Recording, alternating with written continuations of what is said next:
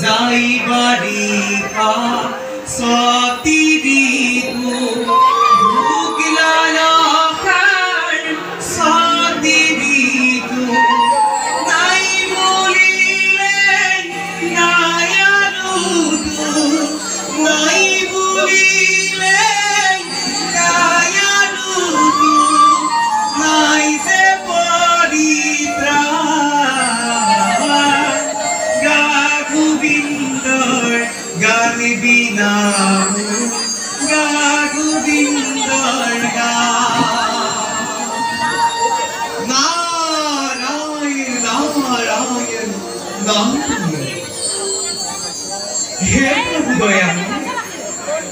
তোমাৰ অনন্ত নাম অনন্ত কৰ্ম দৰ্শনে এই নিকি নাৰদৰ জীবনে ধন্য কৰিছা প্ৰভু।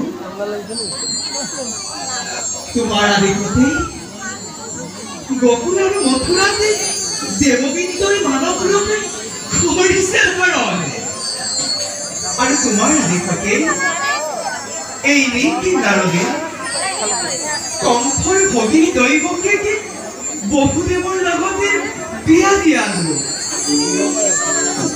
দৈৱমণিৰ মৰণ বাতৰি পাই কংস ক্ৰমে উন্মাদ হৈ উঠিছে, আৰু মহন্ত বসুদেৱেও প্ৰতিজ্ঞা ৰক্ষাৰ্থে দৈৱকীৰ গৰ্ভজাতি প্ৰথম সন্তানটি নাৰায়ণ নাৰায়ণ কৌয়া কংসৰ হাততে তুলি দিছে, আৰু অষ্টম সন্তানহে প্ৰাণবলী হেতু প্ৰথম সন্তানটি বসুদেৱক কংসই ঘূৰাই দিছে।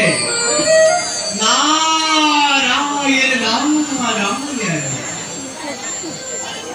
এতিয়া আমাৰ কৰ্তব্য হ'ল কংসকে দেৱ গণনাৰ প্ৰভেদ দেখুৱাই দৈৱকীৰ গৰ্ভজাতে প্ৰতিটো সন্তানকে জন্ম মাত্ৰে নিৰ্দয়ভাৱে হত্যা কৰাই বসুদেৱে দৈৱকীৰ লগতে মথুৰাৰ নিৰীহ নিৰপৰাধীৰ ওপৰতে অত্যাচাৰ বহাই দিওঁগৈ।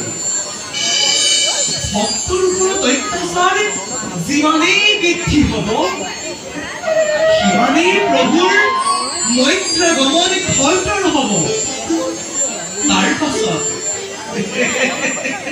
তাৰ পাছত হ'ব প্ৰভুৰ মানৱ ৰূপ ধাৰণ, সিও দৈৱকীৰ গৰ্ভতে।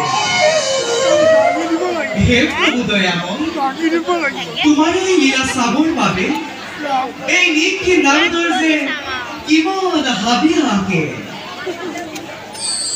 কংস এইবাৰ তই সাৱধান হ, তোৰ সুৰক্ষিত কাৰাগাৰতে বৈকুণ্ঠৰ পৰম ব্ৰহ্মই জন্ম ধাৰণ কৰিব, আৰু সেই পৰম ব্ৰহ্মৰ হাততে তোৰ নিধন হ'ব।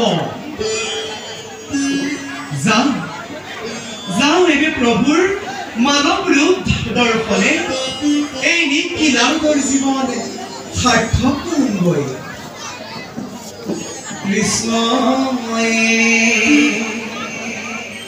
পদে